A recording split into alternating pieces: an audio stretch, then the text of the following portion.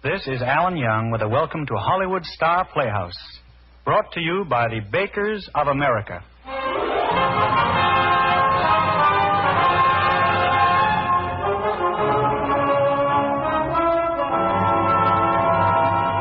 Hollywood Star Playhouse. 30 minutes of mystery, thrills, drama by Hollywood's finest writers, featuring Hollywood's top stars. Brought to you by the Bakers of America through the cooperation of your baker. Hello there, this is Wendell Niles. In a moment, we'll bring you Act One of today's partially transcribed story, Nor Gloom of Night, starring Mr. Alan Young. You know, it wasn't so long ago that most of our women baked their bread at home. But today, 95% of the many millions of loaves of bread we Americans eat every day, we buy from our bakers. And this is true only because choice fresh bread is made readily accessible every day in food stores and in supermarkets everywhere in our nation through large-scale methods of baking in plants across America, through fast, modern means of distribution. Yes, baking for the tables of America is a big business. For aside from bread, who but our bakers could turn out such a varied assortment of pies, cakes, pastries, rolls, cookies, and donuts?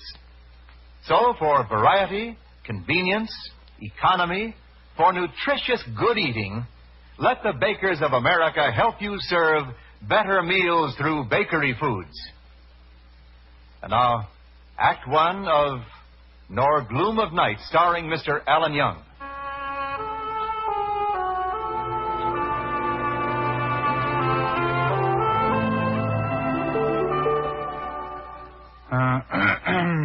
Well, I guess maybe it's partly my fault that this thing happened. You see, the trouble with me is I've got too much imagination. That is, for a postman. Most generally, people think it's a pretty dull job carrying a sack of spring sale ads, wish you were here cards, and Reader's Digest down West Side Avenue, twice on weekdays and once on Saturday mornings. But to me, it's more than that. Like the time when I delivered my Christmas loads during a hurricane. You can't go out there, Ernie. As postmaster of Greenbrier, Indiana, I forbid it. You'll be blown to pieces. Haven't got any choice, Mr. Henderson. You know what they say? Neither snow, nor rain, nor heat, nor gloom of night stays these couriers from the swift completion of their appointed rounds. That's what they say.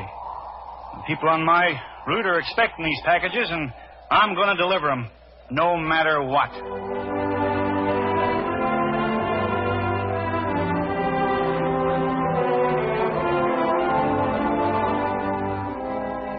Now, of course, that story may not be exactly true. It's Mr. Henderson who's always quoting about neither snow nor rain. And it wasn't quite a hurricane. Ain't never been one in Indiana. But it was an unusually strong wind for that time of year. Well, as you can see, I sort of like to exaggerate things. It never did a bit of harm. At least, it never did before. Now, I'm not sure. It all started a week ago last Wednesday. I had a normal afternoon load of mail, and I'd reached Ms. Whitcomb's place down near the end of my route, right on schedule. Good afternoon, Annie. I'll take those. Regulations say mail's supposed to be put in the mailbox, Ms. Whitcomb. Annie. Here you are. 3 letters and an ad for Sullivan's sale on a 2-piece bathing suit. It's better. Well? Oh, my sister in Biloxi. That's in Mississippi, Ernie. Yes, ma'am. Hey, hear about the fire at the Rialto Theater last night? Practically destroyed the whole building. My son's getting married next July. Suppose that means another wedding present. Probably won't be able to show any movies for 2-3 months. It'll just about mean building a whole new theater. There wasn't any fire, Ernie. Sure there was. Why, Mrs. Arthur told me somebody dropped a match in the wastebasket in the gentleman's lounge. They had it out before the fire department even got there. Oh. Yeah. Well, it could have been mighty serious, couldn't it? Yeah. What's this? Guess I better get a move on. I'll be behind schedule.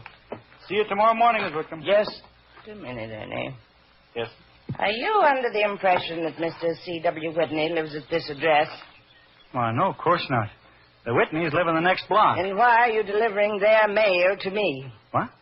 Oh, I must have made a mistake. The names look kind of alike, I guess. Whitney, Whitcomb. I'm glad you caught it before... You didn't open it, did you? Certainly I opened it. You handed it to me. Well, you should have looked at the address, Miss Whitcomb. Don't try to blame me for your mistake, Ernie. I wonder why anyone in New York would be writing to Mr. Whitney. Be a friend. Funny way to begin a letter. Now, you give that back, Miss Whitcomb. You mustn't read it. Arrangements are satisfactory. We can conclude our business at 7:30 on Thursday night. It's against the law to read other people's mail. The property at the corner of 3rd and Parkway will be ideal. It's a federal offense, that's what it is. If you don't stop reading it... Oh, here, Ernie. All right, to it anyway.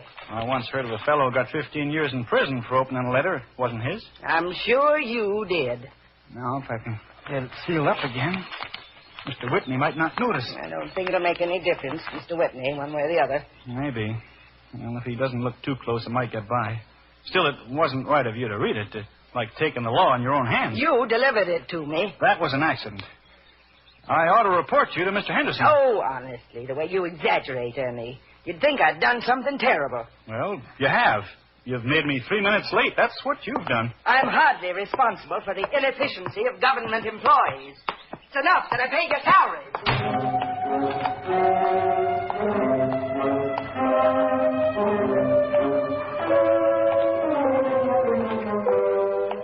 Well, when I got to the Whitney's house, I walked up onto the porch as quiet as I could, hoping I'd be able to slip the letter into the box without Mrs. Whitney or anybody seeing me.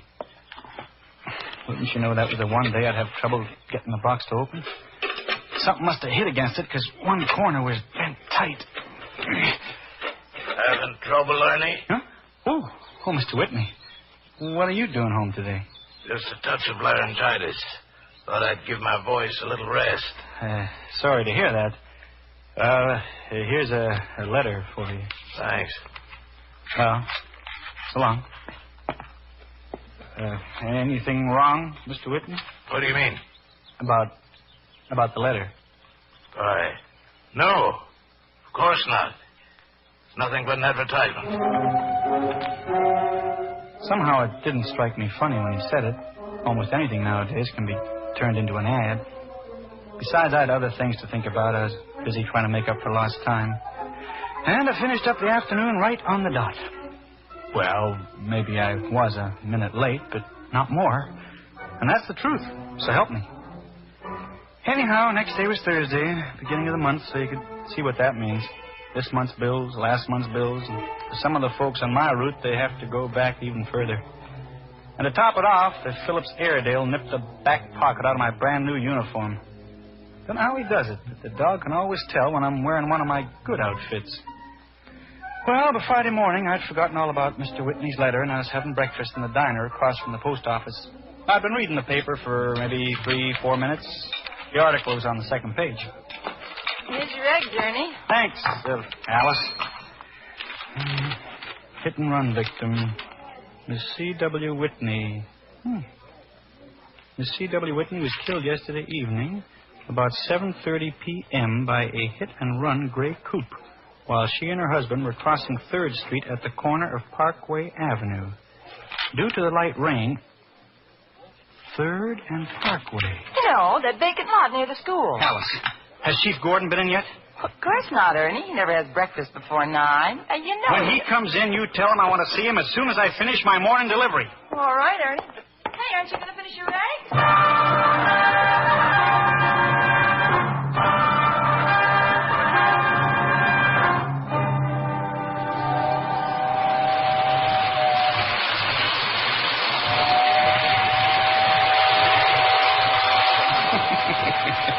Yeah, they sure do a fine job on electric trains these days. Never saw one as real as this. Look, you've got to listen to me, Mr. Gordon. You're the chief of police. You're the only one. Watch out, Ernie. It's going to jump the track.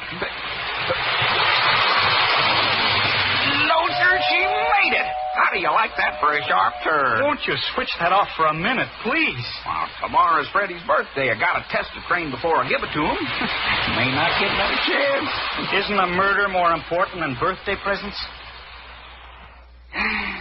It would be if there'd been a murder. Now, you listen to me, Ernie. I talked to Mr. Whitney last night. He was all broken up about his wife's death. He was just acting or something. I tell you, he had a letter about it, setting up the whole thing. He hired him to do it. Accusing a man of something like that is pretty Be serious, Ernie. Oh, I know. Now, I know. You got a way of building a thing up, and You don't have to believe me, Chief Gordon. Miss Whitcomb read the letter. Ask her about it. Well, it isn't that I don't believe you exactly, Ernie. It's just that you jumped to such radical conclusions. Ask Miss Whitcomb what the letter said. I might send somebody by later. Right now, the deputies are both trying to get a cat down from the telephone pole behind Cook's drugstore. Couldn't you talk to her yourself? Afraid that wouldn't do much good. Mrs. Whitcomb's got kind of a grudge against me. I judged against her watermelon pickles at the county fair 3 years ago. She ain't forgot it. If somebody being killed is just a joke to you... It's no joke to me, Ernie, but I'm not so sure about that imagination of yours. Chief Gordon, I'm telling you the truth, so help me. Well, all right. I guess it can't do any harm to talk to Mrs. Whitcomb. Now, help me put this track away first, and be careful you don't bend it.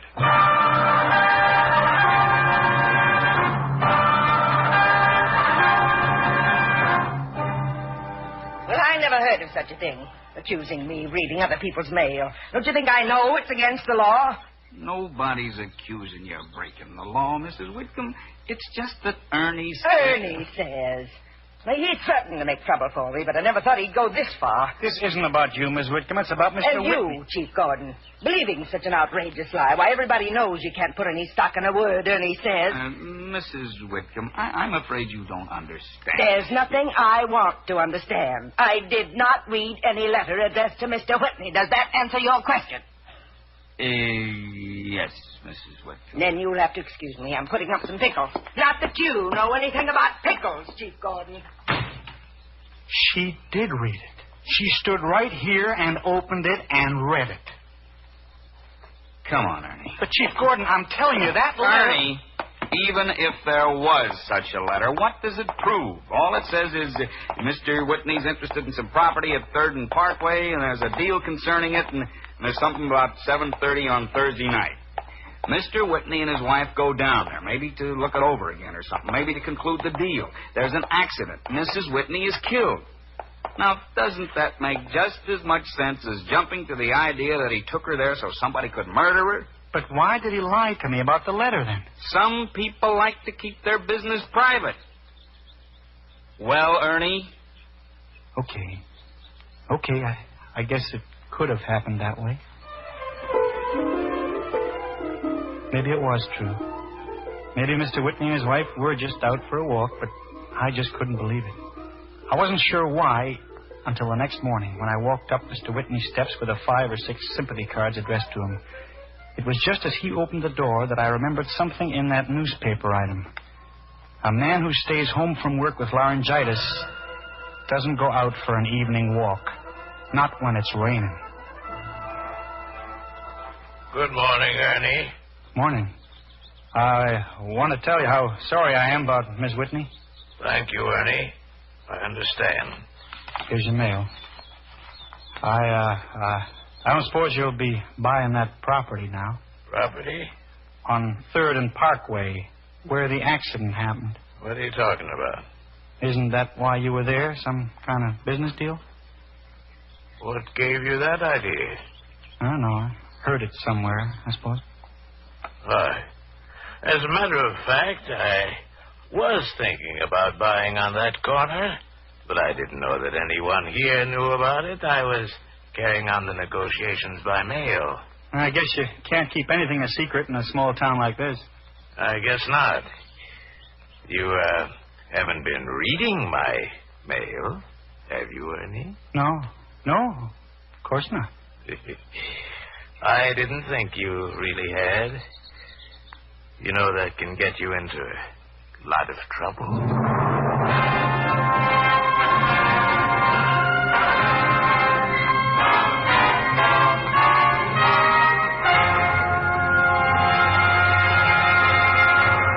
We'll return for Act 2 of Nor Gloom of Night, starring Mr. Alan Young, in just a moment.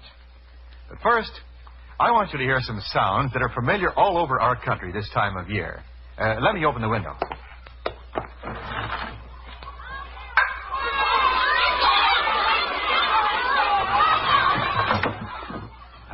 There's the music of America. Youngsters hard at play, getting plenty of good, healthy exercise, burning up lots of energy.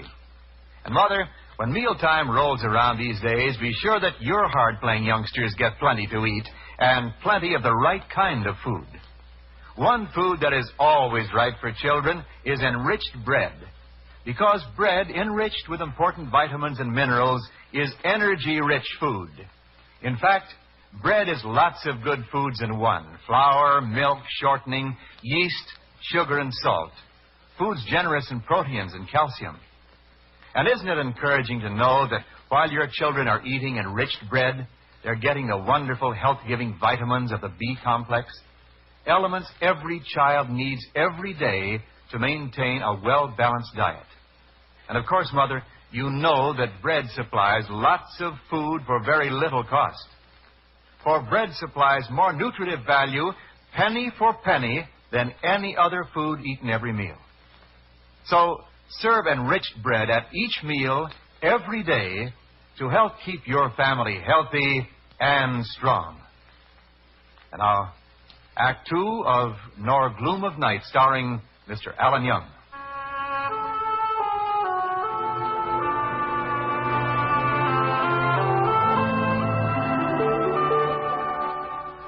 By the end of the week, I'd made up my mind to forget all about Mr. Whitney and his wife's death. Maybe Chief Gordon was right. Maybe I had put 2 and 2 together and come up with 5. When you get in the habit of elaborating on things, you sometimes forget just what's the fact and what you sort of threw in for good measure.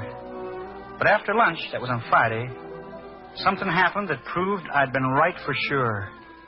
Yes, sir, I'd been right for dead sure.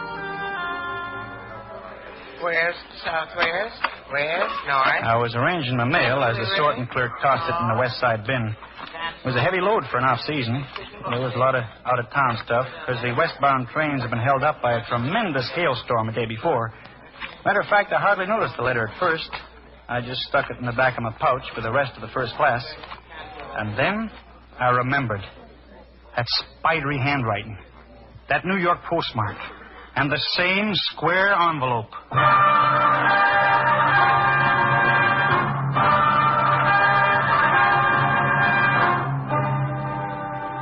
Ernie, you must be out of your mind. This post office is not going to open a letter just because you happen to think it's important. But it's from the same man, Mr. Henderson. We can read it and find out who it is. Have him arrested. For what?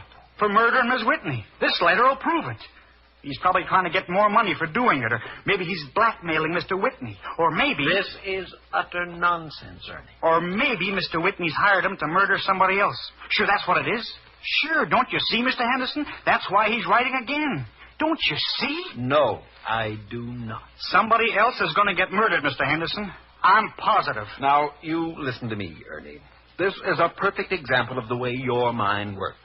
First, you come in and tell me you found a letter that looks like one you delivered before. The next thing I know, you're certain it's from the same man. Then you decide it's a blackmail note, and now you're yelling that it's a plan to murder somebody. I'm not asking you to take my word for it, Mr. Henderson. Just unseal that envelope and read it. If I'm wrong, you can put it back together again. Ernie, I knew your father. He was a fine man and an honest one. And I'm going to talk to you just as he would if he were still alive. Son, this overdeveloped imagination of yours, perhaps it doesn't do much harm as a rule. I didn't imagine this letter, sir. It's right here in my hand. But when your daydreams cause you to suggest tampering with the United States mail, they're dangerous. Downright subversive to the operation of this post office. Do I make myself clear? Yes, sir. Furthermore, in the future, please remember that your job is to deliver the mail. The post office department is not in the business of catching murderers. All right, Ernie. You may go. You're, 12 minutes late on your route already. But, Mr. There are plenty of applicants for the job of mail carrier, Ernie.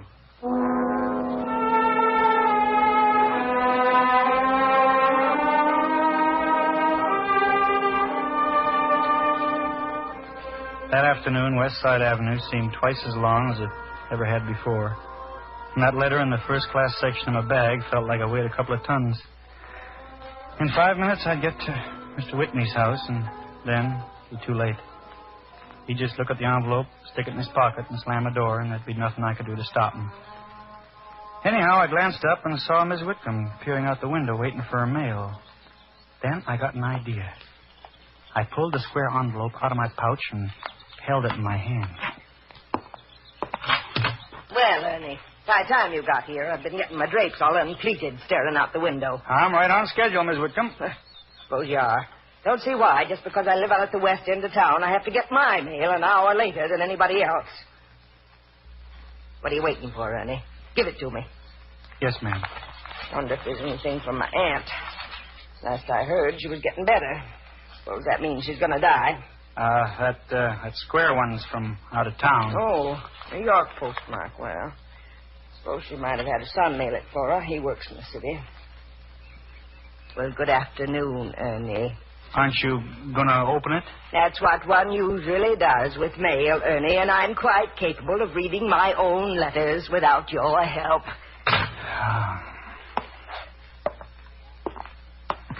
Ernie! Ernie Evans, come back here. Yes, Miss Whitcomb? Just what do you think you're doing, young man? Why, This letter is for Mr. Whitney, and you know it. You mean you opened it? I did no such thing. You and that so-called police chief aren't going to trick me into reading somebody else's mail. Here's the letter, just exactly the way you gave it to me. Good day.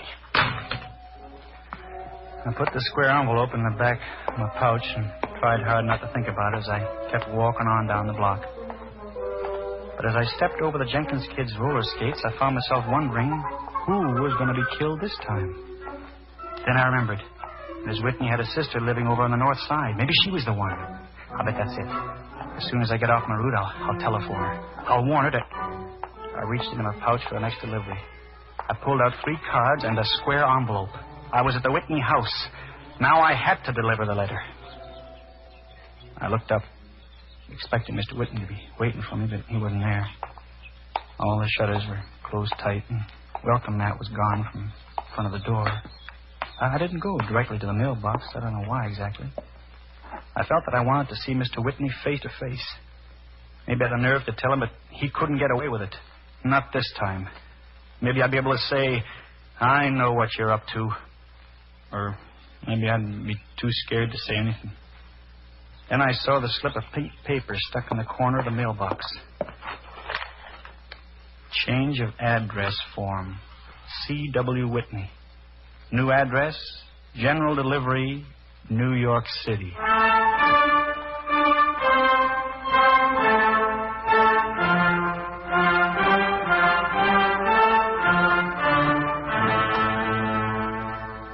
The envelope was still in my hand as I walked on down toward the corner of 11th Street. I knew why Mr. Whitney left town. Now he'd have a perfect alibi for the second murder. Maybe the killing was already over. Maybe there was nothing I could do, or maybe it was only a matter of hours or minutes. I'd never know unless I opened the letter. I pushed through the gate of the corner house and, from force of habit, looked around for Tony the Airedale. He wasn't in sight. Ms. Phillips was down on her hands and knees, weeding her marigold plants. Hello, Ernie. You're right on time. I always know when it's 4:30. You're never more than a minute off. Yeah, I guess so. Here's your mail. Thank you. It isn't very exciting. Oh, is that other letter for me? No, it's not. Well, you look tired, Ernie. Would you like a cup of hot tea? It won't take a minute. No, thanks, Miss Phillips. I better be getting along. See you tomorrow. All right, Ernie. Down, Tony. Oh. Down, get away. Tony! You bad dog, get down. I've got his collar, Ernie. You better run. Tony, you're a wicked dog. Ernie never tried to hurt you. I was almost to the corner when I stopped and caught my breath and shifted my pack around. Then I realized I didn't have the letter. It had been in my hand when Tony had charged at me. I must have dropped it. From across the Phillips fence, I could see it, a white square on the red brick wall. Tony and his mistress had disappeared, so I opened the gate and reached for it. Tony had come around the house and beat me to it. He set up a guard over the letter and he was whirring the envelope with his teeth. Here, Tony. Give it to me. Nice dog. You don't want to eat that, Tony? Here, I'll just... Listen, Tony, I gotta have that letter. Give it to me, Tony. Give it to me. Tony, let go!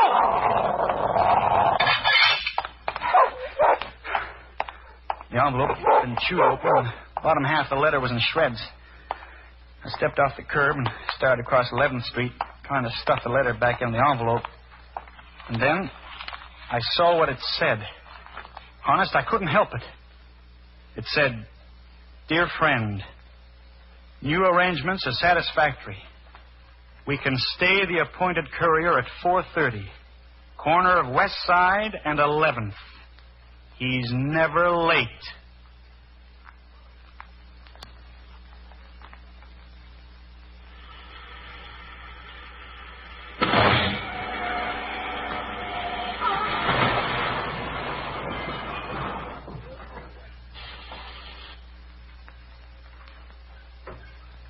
You know, never thought I'd be grateful to the Phillips dog.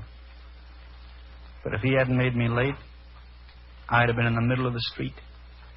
The gray coupe would have hit me instead of that telephone pole. As it was, it snapped the pole in two and didn't stop till it was halfway into the Phillips living room. Well, maybe not quite that far. But it did hit the pole. You can see the big gash in it. And that's the truth. So help me.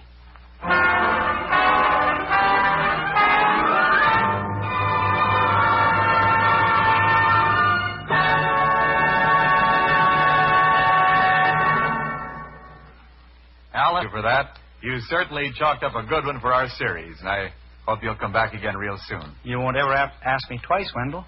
Particularly if I can always work with people like Virginia Gregg, Gene Tatum, Jeanette Nolan, Herb Vigran, Parley Bear, and Paul Freese.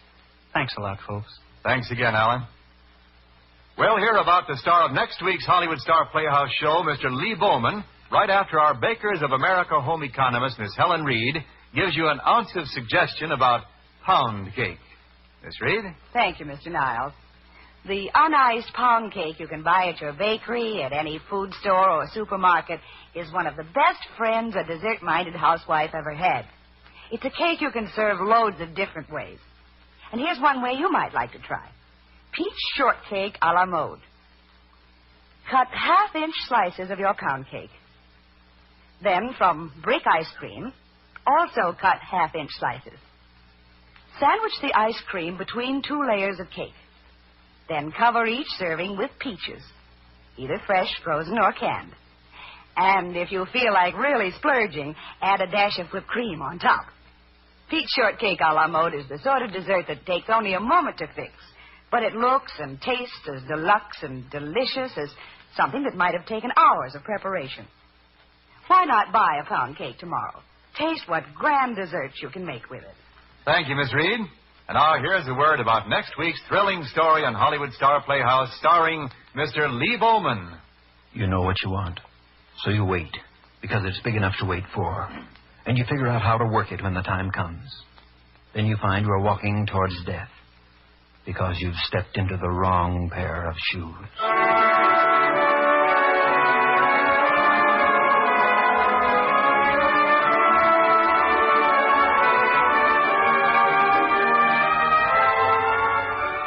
Alan Young will soon be seen in the RKO production Androcles and the Lion. Life's partially transcribed story was written for Mr. Young by Robert Livett and Frank Burt. The entire production is under the direction of Jack Johnstone. All characters and incidents were fictitious, and any similarity to actual characters or incidents is purely coincidental. This is Wendell Niles inviting you to be with us again next Sunday for the Bakers of America program, Hollywood Star Playhouse. Enjoy another half hour of fine entertainment brought to you direct from Hollywood by your baker. The baker who supplies your grocer, the baker who calls at your door, and the baker in your bake shop. All helping you serve better meals through bakery foods.